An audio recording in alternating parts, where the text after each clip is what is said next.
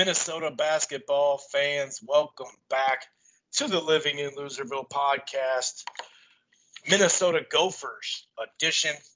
Welcome back to the show. I'm your host, Chris Carlson. My co-host, Aaron Miller, will be joining us shortly.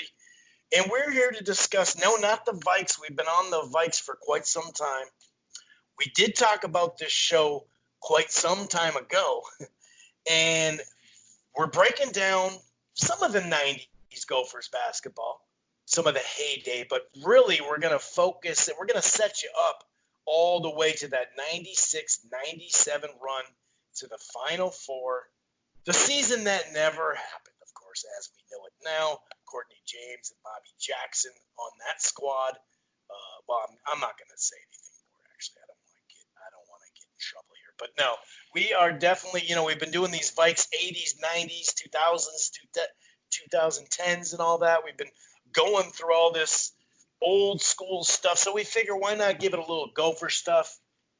We are planning on doing a late 80s run too, that first Clem run, which is, there's one particular year that stands out. But, man, that little run right there that the Gophs have was pretty damn solid too. So we're going to kind of ease our way from the 90s all the way to 96, 97, and then get more in depth when it comes to that. If this is your first time listening to the Living in Loserville podcast, it streams live right here on blogtalkradio.com/Rope-A-Dope Radio. It streams live at archives right here, but you don't have to go to Blog Talk through the browser or download it if you don't want to. You can find it really across the board. You can find this podcast under the Rope-A-Dope Radio podcast at Apple Podcast, Player FM, iHeartRadio, TuneIn, Spreaker, Stitcher, really across the board.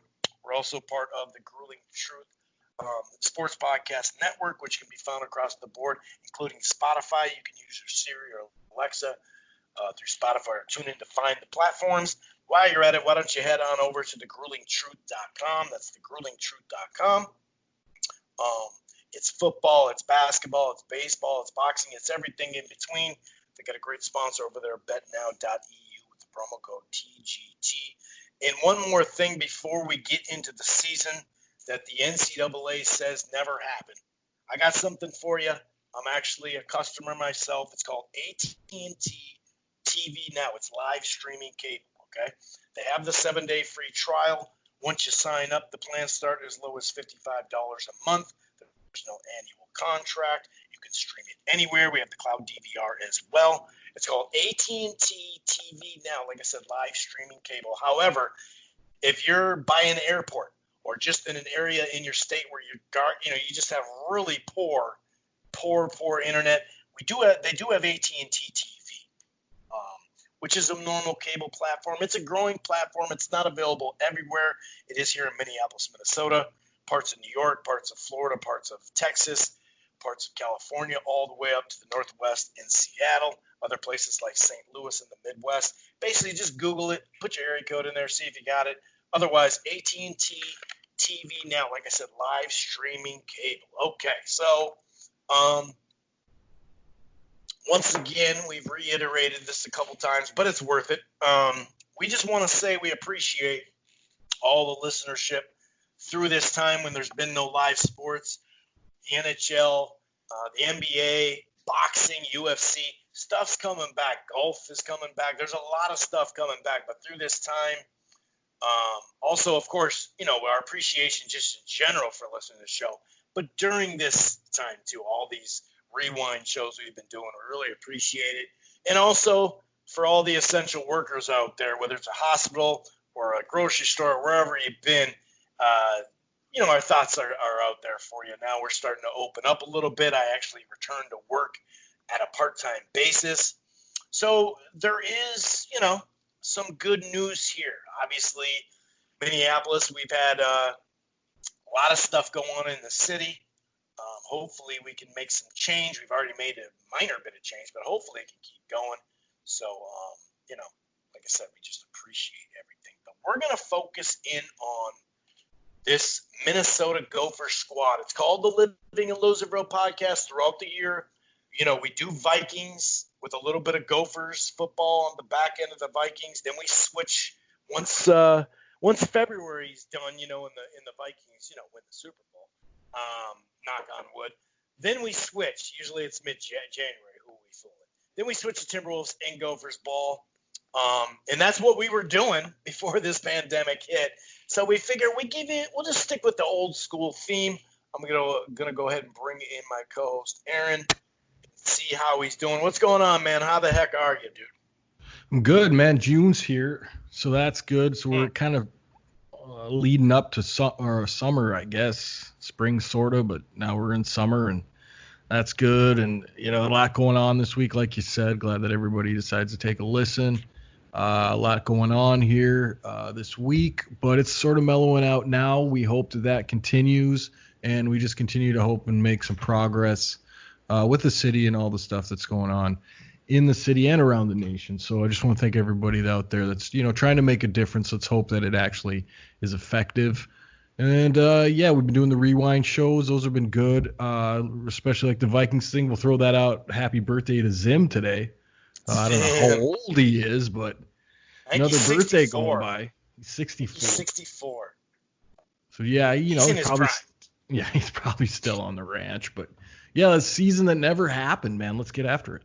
Season that never happened. And while we kind of make our way to that 96 and 97 season, we actually do have a personal story during that season that we'll get to as well. We actually moved to California together back in the day during this season. So we'll catch you all up to that. But starting kind of like we did with the Vikings, we'll just kind of make our way, more rapidly because it's such an more of an in-depth 96, 97, of course. And we didn't do a whole lot up until that point. I mean, NIT, don't get me wrong. I mean, we got to have some of the most NIT championships possible. Of course, the NIT used to be the big tournament back in the day, so I guess that doesn't actually line up now that I think about it. See, living in Loserville still had to just somehow find a way to shit on us. But anyway, we're looking at 1990-91 Golden Gophers roster, and it was a bad year, very bad year, 5-13 and 9th in the Big Ten, and that was when it was 10 teams too, 12-16 overall. But you had a couple of juniors and seniors like Kevin Lynch, Walter Bond, Bob Martin, Rob Metcalf, even Randy Carter as well. It's always just like those Vikings shows that we did. It's always fun to kind of go through some of these old names, kind of moving up to the next year. 500 ball, 8-10 in the Big Ten, so they were 6th that year. And Ariel McDonald joined the club. Randy Carter, I remember him. Townsend Orr is another name that kind of stands out, but probably the biggest name coming in there as a freshman that year was Vashon Leonard. And Vashon Leonard definitely was a great shooter, great scorer in general, real smooth player, long, lanky, had that three-point shot, and he did a lot of damage just in general. When he was with the Gophers, you flip it up a couple more, like to 92, 93, 500 club. Randy Carter's a junior. Ariel McDonald. I forgot Chad Colander. Some of these names, and actually, Creighton, or not Creighton, but Cretin. Jose Cretin. He was from Rosemont, and he actually went to the rival school that Aaron and I went to, Egan. And he actually played running back for them in a running style offense, but he also obviously played point guard for Rosemont the Irish too.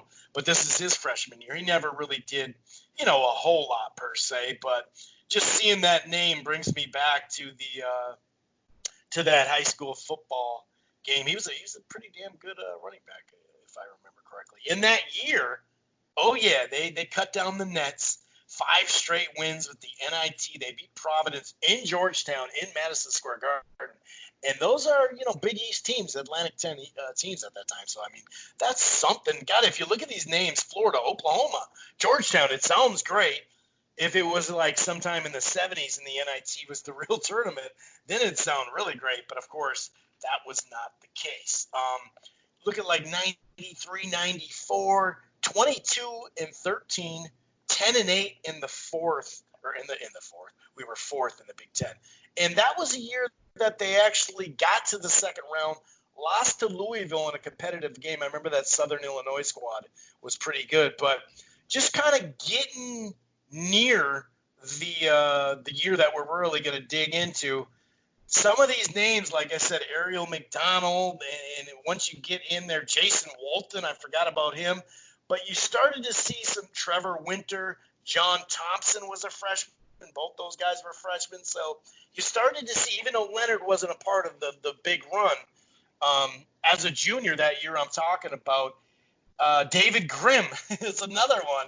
Some of these names, man, this was kind of a fluctuating time. They made that nice run in the late 80s. And then it was kind of like, NIT, that's great. Or get in the tournament, then lose. They just weren't able to be consistent for that first 5 years or so. But they still were entertaining to watch. They were still like right there on the cusp of a tourney team.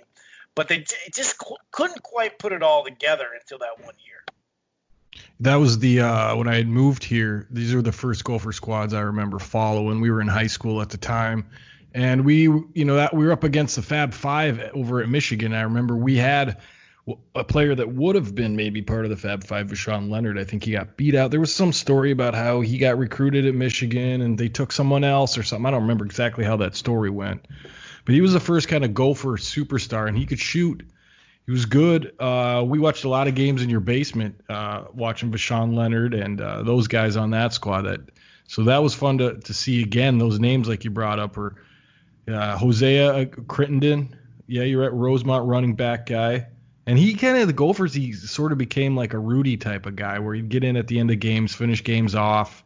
He was kind of a spirit, kind of, how do you say, guys like that kind of get in and clean up games and blowouts. And, he played some minutes with injuries and played pretty well, but I never really saw the floor in any significant time on that squad. But, yeah, those squads were kind of the first ones I remember. They were fun to watch. Ariel McDonald set a point guard. That was pretty good. But, yeah, we're right coming on the cusp. Like you said, Thomas was a freshman coming in. We had no idea what the team would build to be. But at this point, they're just kind of a middle Big Ten team. Like you said, got a little NIT success and went from there. I mean, a whole lot of NIT. Okay, I'll stop. But, yeah, I remember that short, stocky. That dude was a short, stocky running back, man. And we remember, beating him. And it was such a big deal because Egan had just opened up, yada, yada, yada. But it is pretty funny. But you go to that next year, 94-95, the Gophers did make it, lost to St. Louis. And I believe St. Louis, this one they had a pretty good squad. I think they got to the Sweet 16 that year, if I remember correctly. But they got beat in the first round. But once again, by that time, Vashawn was a senior. God, he was just steady in his numbers, too. You had a guy, Jason Walton, Thomas Orr. I mentioned Colander, a bunch of seniors on that club. But you also had some dudes coming in. Sam Jacobson, back in the day, could really leap out the gym. Park at Cottage Grove, I believe he went to. John Thompson was a sophomore. He started getting more playing time. And Eric Harris was a freshman guard. Didn't get a ton of time because of, Orr mostly. But that's where you're like, okay, this is where it started coming together. Another adjusted to 20-10, 10-8 in the fifth in the Big Ten. This is exactly what a lot of Clem's teams and Gopher teams in general, not to just put it on Clem, kind of do. They kind of just are, like you said, middle of the pack, not a huge deal. But I remember that year that they went to the NIT, but we thought they were going to make the big tournament because they needed to.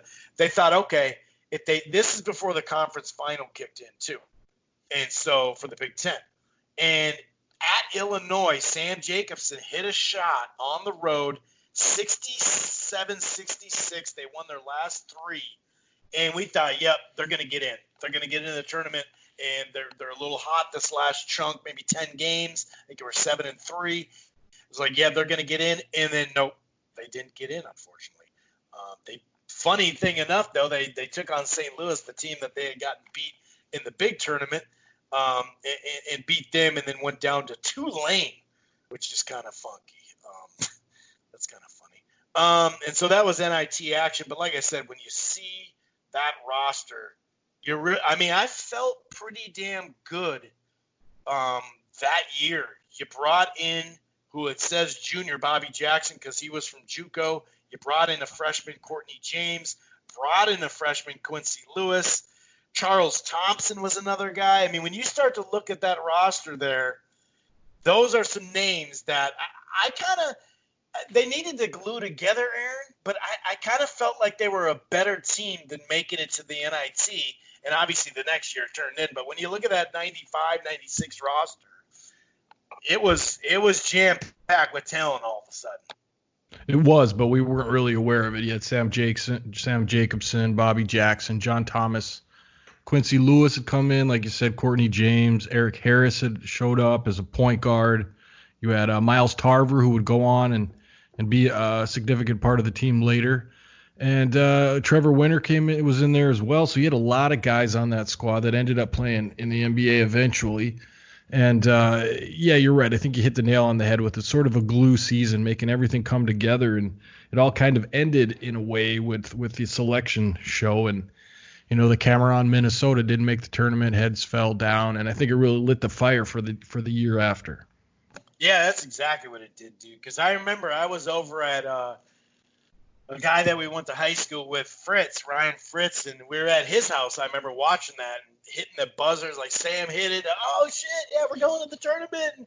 And then, like you said, I do think that maybe that it lit the fire even more. But it also, you could kind of see they put up kind of a lackluster NIT showing, knowing like, hey, dude, we're not an NIT squad, and it may have messed with them. But, man, like you mentioned, they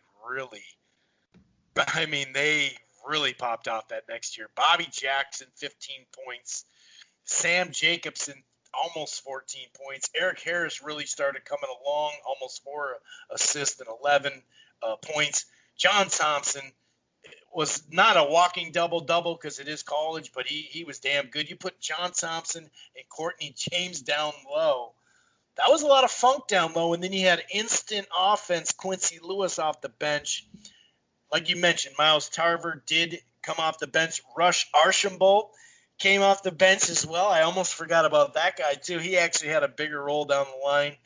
But, coming off the bench as well, Trevor Martin. Man, when you look at that lineup, dude, you have 5 guys that played in the pros. And that's a deep squad, dude. It's big. It's athletic. You got, like I said, people off the bench. That goes like 9 deep. And 9 deep in college, that means something. It really does. When you go to the bench, I mean, recent Gopher squads have had problems with filling out the bench, particularly last year. And that has to do with a few issues. But it's rare to go 9 deep. I mean, you really can rest players, keep them fresh. And they really did that a lot. They had quality, two deep at the point guard, 2 deep at shooting guard, Quincy was sort of a 2-3. He could play them both. Courtney James, Charles Thomas, who was actually a 2-guard backup in that squad. And you're right. You had a lot of depth and a lot of good players, and you couldn't help but be a successful team. And, Clem was always going to have you playing hard defense. One thing is they could defend, that's for sure. They were a rough and tumble type squad, but they started to score at a high rate. And I'm looking at the points per game, 78 points, especially back then, less, 3-point shots. 32nd out of 306 teams. So that tells you something. It's not like we were playing in this chump conference either. The Big Ten was always pretty solid. It still remains pretty solid. But when you look at that next year, man, or that year, I should say, they won 5 or 6 early, lost to Alabama in a non-conference game, and then they strung 10 in a row. And through the non-conference and obviously into the Big Ten, I do remember that Indiana game, that overtime game, 96-91, that Michigan State game. I mean, Clemson, the funny thing is they beat Clemson 75-65, had to obviously play them again later. But they went 10 in a row and lost to Illinois 96-90. I think that was on the road. And then they went ahead and we'll just rack up 12 more victories. And this is where we weren't used to this kind of winning. Even when the late 80s they made a run to the Elite Eight, they weren't really lined up to do that. They were kind of not coming out of nowhere, but it didn't feel like they were that good of enough club to beat a Syracuse and Derek Coleman and whatnot. But in this one, and the personal part of it is, so the season started, they started going up in the rankings, and thank goodness, there wasn't Twitter, Sports Center is where you got your highlights. There wasn't YouTube, so you could just watch the games later or something like that. There wasn't much of that. And we were really thankful that the season was going so good, right? And Aaron and I actually moved out to California at that time. And we specifically remember sometimes because they were ranked, they'd be on national TV or on ESPN, like during the week.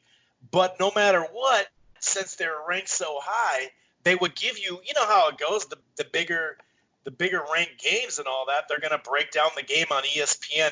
And obviously back then they broke it down way more because they weren't worried about a highlight coming on someone's phone. So they could control all of that. And that's obviously why they got so huge. But I remember following it, maybe a game that wasn't on broadcast and just waiting on SportsCenter to see what it was. And we saw the bottom line and we see that we won, but how do we win and the box scores and all that? It wasn't like you could just go online and check ESPN.com. It was all just newspaper the next day if you want the stats for whatever, they showed us on SportsCenter.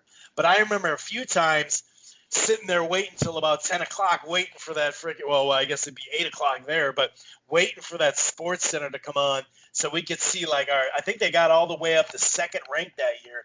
And that was clutch, dude, because they weren't televised every single solitary game back then because we weren't in Minnesota. No, they weren't televised a lot, but you're right. They had gone up the rankings as the season progressed, and were on national TV enough where we could actually see them. They did have some packages back in the day. I think there was some version of Minnesota Sport Channel or something like that. I forgot what it was, but where you could catch games if you were able to. What was that? Goddamn, it's gonna eat me up. MSC was the public. MSC, yeah, think, MSC was the free one. It was part of your cable. Yeah. And so you could check that out. And I kind of kept an eye on them as they were kind of, winning games early. And you thought, okay, we're Minnesotans, so we're like, okay, we'll see if it continues. And it did. They went on that 12 streak and 12 win streak. And we were just like, okay, well, this is something we haven't seen before. But you knew you kind of had Sam and you had Bobby, and those guys kind of were the linchpin. If they could score and Eric could get the ball to them, and then, like you said, you had the guys down low, there was just, it was tough to stop two really strong post players with that kind of backcourt. So it all kind of came together, and, you could see on TV enough. And you're right, man, how things have changed. There's no, we didn't have smartphones. We didn't have, internet. Internet was young at the time. You couldn't really watch a game on there. Yeah, nobody had websites. Websites. And shit, Yeah, people still had their websites. At that time, you're like, what are we using? What would that be used for? Yeah, and still had the landline phones that were majority of people were using. So, yeah, it was hard to get the highlights. When you think back on it now, you're like, wow, you're right. You had to stay up late or catch the paper the next day and get the sports writers' view of the game. And it was a lot of that. And then as we moved, you said, I think you were mentioning we stopped in Utah on the way to California and watched a game in a McDonald's. Is that? Did we watch a game in that McDonald's when we stopped? No. That was we did, but it was the NBA All-Star game. Oh, it was the NBA All-Star game, yeah. So yeah, I mean, and then we got to California. You saw I think we saw one or two games down there, but they were just building up to the tournament at the time, and they were already top of the Big Ten and had been there for a while. And we're entering the tournament with a lot of steam, and we just wanted to see where it would go. I mean, they had great tournament runs, especially I wasn't there for the Willie Burton run. So I just gotten at the end of that. So we weren't too far removed, about 10 years removed, maybe 8 years removed from a serious run. But from going from a team that got left out of the tournament to being a team that would make some damage in the tournament was obviously something we didn't expect at the beginning of that season. And we're refreshed to see it at the end and excited to see that. I mean, that almost never happens. And, it didn't happen. Yeah, it didn't happen. 27-3. They ended up losing, of course, on the road by a point to Wisconsin, and probably Wisconsin stuck in the tournament that way or some shit like that. First round, Texas State, no big deal. Temple, good program still at that time, maybe not peaking, but still a good program, handled them. And then Clemson came along, and this was just an intense, the intensity of this game. And I remember playing them earlier, like I mentioned earlier, and it was just like, this could be a tough club, because I could tell they're good, and they had definitely gotten better. We were number 1 seed, second overall seed, I believe, going into it, maybe third overall. I can't remember that. Number 1 seed in the conference going against Clemson, 90-84 in double overtime. And like I said, it was just an exciting game. Bobby Jackson went off for freaking 36 points, dude. 36 points, had almost 9 rebounds. The dude was just filling it up. Jacobson went for 29 as well. Both those guys shot a pretty high percentage. You had more of that was really those two that were doing the damage. For the most part, there was some foul problems early, but just a back and forth game. And I'm trying to think, what the hell? I remember Greg Buckner. I remember him. He went off. Yeah, he went off for 22 points. It seemed like their bench did more damage, and 10 and 12 points off the bench. But it just seemed like, man, this can't be where we lose. We're too good. We can't be losing the Sweet 16. But that Clemson game was insane, and just every possession counted so much, man. It did, and like you said, Bobby Jackson stepped up in that game in particular, kind of led the team on that. That without him and those moments, I don't think they would have got over that hump. But Quincy Lewis came in and played well, and he's always a good guy off the bench. And I don't remember exactly all the ebb and flow of that game, but I remember it being very close, and that they pulled it out in the end. I don't know if it wasn't a last second shot. It was this kind of, they won it, but it wasn't a last second shot. No, it was a struggle all the way through. Yeah. And that was a nail biter. because I think we'd only advanced as far as the Sweet 16. I don't think we got to the 8 with Burton before that. Well, we did get to that 1 year, though. We did get the 8? Yeah, they got beat up by Duke. Oh, yeah. What do we lose to Georgia Tech? Well, we'll get into that when we do that show. Okay. Let's not worry. All right. I think it was the year before that or the year after. Yeah. That one sticks out to me, so that's kind of what's in my mind right now. But yeah, that was a surprise for all of us. But in a way, it really wasn't, because you knew you had the players, and if you played well, there wasn't anybody you could beat. And then eventually they got over that hump and got onto the Elite Eight. And then a very talented squad in UCLA who had won a championship not just a year or two before this. They didn't have one of the old Bannon brothers, but they still had Charles. UCLA is who I'm speaking of. Toby Bailey, Cameron Dollar, J.R. Henderson, McCoy as well, who actually played in the league. Charles, like I mentioned, Charles O'Bannon. That squad was damn good, and that was because Toby Bailey as a freshman was the bomb. And it was like, whoa, he just mixes so good with this, and they ended up winning.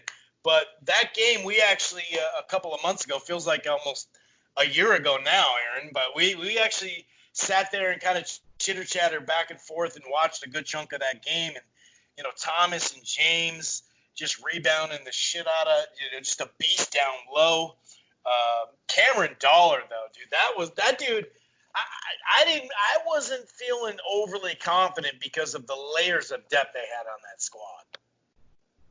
No, you're right. And Cameron Dollar was a better point guard than Eric Harris. Had a little different job. He was a scorer, where Eric Harris was more of a defense and facilitating, kind of keep everything together sort of point guard. But Toby Bailey didn't have the greatest game. I think if he would have, it could have changed the game. Didn't play well, but you're right. It was the front court of us, Courtney James and John Thomas, and the guys off the bench that really rebounded, played defense, made it tough for them to get in the lane, which is what they sort of like to do at UCLA, was get in the lane. They were kind of a flashier team.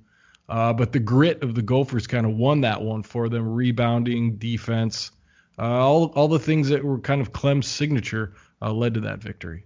And, dude, they were 1 of 12 from three-point land. But if you look at the two-point percentage, 62, 66, 70, 50, 62. Like, they were like, all right, we'll just make twos. And it was a wide, where Jacobson and Bobby, some of his layups and just him going to the rack with those, those knee-high socks. I remember I'll see him a couple times in the last maybe 6 years. I saw him maybe 3 times at boxing events.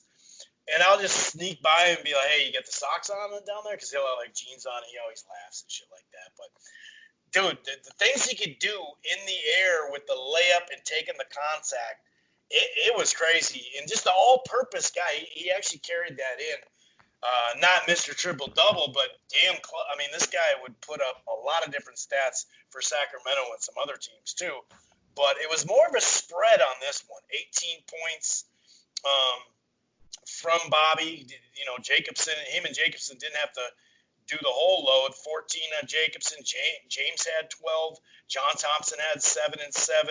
Charles Thompson played. That was one of his best games. One of his best games in the tournament, I'd say. Probably maybe one of the best games of the year. 14 points, and then Quincy instant offense off the bench, 15 as well. So you had 5 dudes in double figures. But you're right. Between Cameron Dollar and Toby Bailey, I remember Jacobson was in a little fall problems late in that game, and Quincy really came up and stepped up. That was another tight game. But Toby Bailey and Cameron Dollar, the speed in which they got up that court, man, it was something to see. And we kind of forgot how damn good they are. We're watching this old footage like, dude, these dudes, this was a tough matchup. And like I said, they didn't have Ed, but they had Charles, and J.R. Henderson played in the league. So, I mean, that was a pretty damn good win. And obviously that got us to the Final Four. And then Eric Harris. There was Sam Cassell in the year of 2004, right, when they maybe could have beat Detroit that year if they had Sam Cassell. Well, Eric Harris wasn't able to play against Kentucky. And going into that game, knowing that you don't have, a healthy Eric Harris, was he this phenomenal player? No. But we had a lot of talent, both sides, offensively and defensively. We had a lot of talent, but, once he went down, he tried to play. He was a little banged up. He tried to play.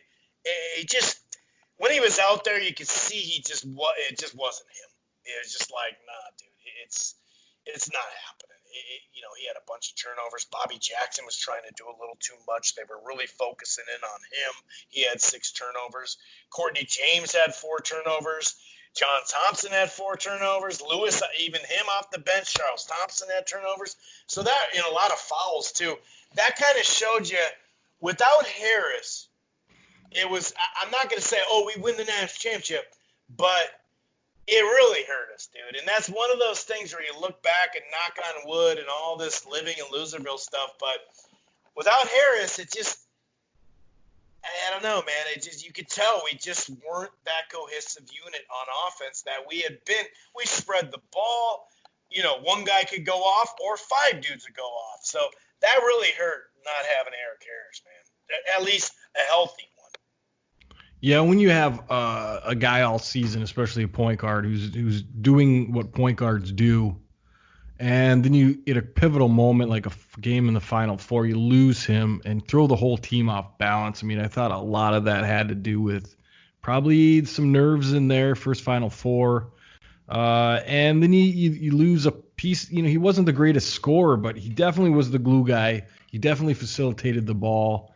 And you can't really replace that, especially when you've played 30-some games or 28 games or something like that, 29 games with a guy, and then he's gone, and everybody tries to make up for it a little bit, and everybody does a little too much, and who's going to do what and when and how, that becomes a problem. And when you're in a high intensity spot like that game, It's the wrong time to be losing someone, or at least not have a at full strength. Yeah. And you can't put it all on an injury for Eric Harris. I mean, you could have probably done some things if you'd known his real status, but I think they tried to play him. I think he wanted to play, and it didn't work out for you. But you can't really put like you said about Sam Cassell, it's the same kind of story. If you got an engine and a part's missing, engine's not going to run well. Yeah, and whereas with the Timberwolves in that year and Sam Cassell going to his first All-Star game in that pick and roll, Cassell, that makes me feel like we could have. I mean, we went 6 games with the Lakers without him. That's where I look at that one and go, we could have won the fucking championship that year, maybe. And feel good about it, or not feel good about it, but say it with a little, confidence. Whereas this one is still a little iffy, and it started to go downhill after that year. Still had Jacobson, still had Quincy, still had Eric Harris. Kevin Clark came in. Miles Tarver played more. Russ played more. Jason Stanford, I remember him too. They're brothers, right? Jermaine and Jason. They qualified that next year for the NIT and ended up winning it. I remember Jacobson went off. I think they beat Penn State in the NIT. Of course, another NIT victory, and it was one of those where it's during the week and then they go right to the next game after that. They don't even really celebrate too much in that one, 97-98. But Courtney James wasn't on. John Thompson was a senior, so he moved on. And Courtney James got into that problem. And we all remember Dubé saying, "Yo, this is Shaq. I'll call you back." And Shaq, Shaq Diesel, left in that message on this female's answer machine. And that female just happened to be Courtney James' girlfriend. And Courtney, obviously, it bugged him big time. And to the point where he couldn't, he hit his girlfriend with a telephone book, which is something that they did back in the day because it thud girls, but it wouldn't leave a mark as much, which is really a degenerate way to look at it. But it's true. You actually saw more of that, unfortunately. But yeah, he freaking flipped out, got thrown out of the team in general. So that next year, it pretty much fell apart, obviously, and it didn't take that much longer until the whole thing fell apart. And I do remember Miles Tarver and a couple other guys couldn't play a game. We had qualified for the tournament, and that was it though. It was like we lost the first game because a lot of the team that we had gotten, so I think Tarver was one of the better players on that. Prisbilla was actually on that squad too. Quincy was a senior as well, but not long after, it went downhill overall. And obviously, pretty soon, it led to, fake tests and all that type of shit. And Clem Haskins was shown the door. We had that tutor where the tutor was on the team for a while. I remember Courtney James and Bobby Jackson from that squad were the ones that were – this isn't alleged, this is true – were the ones that actually used that tutor. Everybody else had done their work as far as off the investigation. And so those two were the ones that hurt that squad. But overall, there was many other, in a period of time. But pretty soon, it caught up to Clem. I mean, it's not just Clem. I mean, we know cheating goes on all the time. But the big thing is I believe that he's decided to, switch up. He somehow screwed this lady who was keeping it on the low. And I don't know if he wanted to do like the Walmart thing where it's like, we'll give you, we'll hit you with enough little mini, you were 15 minutes late, we'll knock you off, we're going to fire you. Let's bring in someone new on a lower fee, on a lower rate. And pretty much it just all blew up in Clem's and the Gophers' face. And like we said a couple of times, the season that never happened according to the NCAA. But I saw it. You saw it, right? Yeah, I'm pretty sure I saw it. And it's interesting. You had a lot of good facts about how it actually broke down. I didn't know all those facts. I knew that she had basically came out and said that she had done some of their homework or something like that. And I was thinking, wow, I mean, anybody looking in North Carolina or Duke or anybody like that, I mean, I'm sure they got tutors too, but I think, this lady had something against Clem, and she ended up saying what she said, and all this happened. And they came down pretty hard, I think, to get rid of all that stuff, considering what we see in programs today. But back then, it was a pretty scandalous thing and embarrassing for our state. But at the same time, to vacate a whole season in a Final Four run for that seems a little heavy-handed. But maybe they were trying to make an example, and apparently Minnesota is always the sacrificial lamb in those types of situations, although, we did break the rules, but I'm sure there's other rules broken other places. But yeah, it did fall apart after that. Like you said, Clem lost his job over it, and he had been with the program for quite a long time. Then Dan Munson came in. I think they got beat by Gonzaga the year before, so they figured, if they hire the guy that beat him. This guy's pretty good here. Jeez, yeah, let's bring him in. And he had a pretty good squad. The name really sticks out to me on that one's Dusty Reichart. And you remember him? He was a I think he's a small forward or something like that. Yeah. And he actually played pretty well.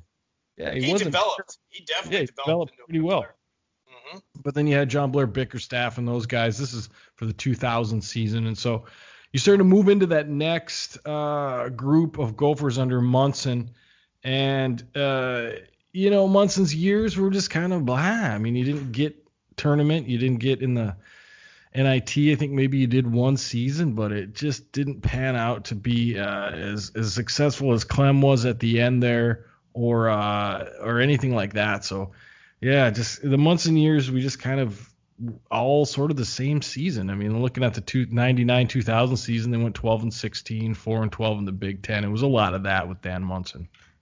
Yeah, there really was, and just his style and his up pace and more threes and all that. It didn't translate to big boy Big Ten, and that's not even Gonzaga had just developed back then. They're not even the club that they the program overall that they are now, and they've actually made deeper runs and whatnot and got to the final and whatnot. But yeah, man, it's that's why we call it losing and losing. Well, I could just say that. I mean, that would be fit. But yeah, that's why we call it Loserville, because no matter how, we got to just start doing twin stuff in 2 seasons, and then we'd be like, yeah, but then it would be like, oh, but we haven't since. Oh my God, how long? 91. So yeah, this is it ended rough, no doubt. But you know what I think it is? It's kind of like Miami a couple of chunk of years back when a booster came out and said what he did. That never happens. A booster telling? No. Just like, like you said, a lot of people everybody uses tutors because they're on the move. But there are some papers, of course, that people don't produce or get a lot of help with. Let's put it that way. But the tutor usually doesn't come out and say it. That's the problem. So there was really no hiding that one. And if I remember correctly, I believe Clem was trying to all right, we'll give you a trip here, and then we're gonna have you on your way. We gotta get a new one in here. Something there was something like that. Once the tutor comes out, you rarely see a tutor come out. And if they do, it's like years later, and they remained in sports, and then they're just doing an interview or something. But that's why they got so much trouble, because everybody's cheating, but they don't fucking tell you they're cheating. You got to catch them. And up until that, they hadn't caught him at all. And maybe it was that run he had where they got to the Sweet 16, then the Elite Eight, and then he had to kind of recycle, and they just couldn't get over the hump. And maybe that was legit. And then now he's like, you know what? Fuck this, dude. I'm in the Big Ten. I got the Fab Five. I'm going against Resprit from Michigan State. Like, there's so many players. Indiana, so many squads, and it's like Wisconsin started coming up and doing really good. Like, I think he just said he did the Barry Bonds. He saw McGuire and Sosa hitting all these runs. Like, dude, I'm better than those dudes. I already got Hall of Fame numbers. I'm going to cheat. So I think maybe that's what it was. Maybe he was cheating before, but I kind of feel like he wasn't, because he would have been able to sustain that success more. And then all of a sudden he got this big recruit in state, got a big recruit out of state, Courtney James and Lewis, and it was like, oh, okay, sweet, and yeah, we know how that ends. So, any last words about this season and whatnot? We will do one more show, and that'll be late 80s. I guess it really counts. Maybe it didn't, maybe it doesn't, but we're going to talk about that because that was a nice little run with Willie Burton and Lynch and all those guys. We'll have like a short little show on that as well. But any last words, sir, before we get on out of here? Well, I mean, just going back to the Gangelhoff thing, I mean, I think it just stinks of an axe to grind because first of all, as a tutor, second of all, how does a tutor know which channels to go to, destroy a program? 3, probably wasn't working on her own, had some other thing going on. It just, the term Karen, as we're saying now, I mean, that might have been probably the first Karen on record was this, and it really set the program back for a good decade, and it still probably hasn't fully recovered from that just as far as recruiting went. I mean, Patino's really working and recruiting well, but I mean, it's really kind of on its best legs since that moment. And speaking of Loserville, I mean, we hired Dan Munson, and the rumor there was that really the guy behind the scenes, Mark Few, was the reason why Gonzaga was successful. Turned out to be true. We hired Munson. He didn't do well. Few's still at Gonzaga very successfully. So we just got the wrong guy out of Gonzaga. We should have looked into that a little bit more. What do you know? But yeah, I mean, let Dungy and Billick go, but hey, Tomlin, yeah, we don't need him. We don't need these good assistant coaches, right? Right. And so, I mean, one thing leads to another. But yeah, if you want to follow us on Instagram, it's in living.in.loserville.podcast on Instagram. Numbers are going up a little bit, and we'll do some previews for the next show, little wrap up on this show. So thanks for listening. And, if you're the second reason, who would she call? If you work for the college, the NCAA number. There's a hotline you can call and be like, hey, what the fuck? But I think you're right. There had to have been some sort of – I believe that Clem was like, hey, dude, we're replacing you. And she's like, oh, really? Okay, fine. No fucking problem, buddy. No problem at all. You just give me my trip. I'll leave, but I'm going to fucking fuck you. Man, that sucked. Because like you said, I mean, this shit happens all the time. But you rarely get the tutor or the booster. Of all two things to tell, those two, you're fucked if those two tell. No doubt about it. All right, we'll see you next week. Like I said, we appreciate the listens. Have yourself a good weekend. Peace.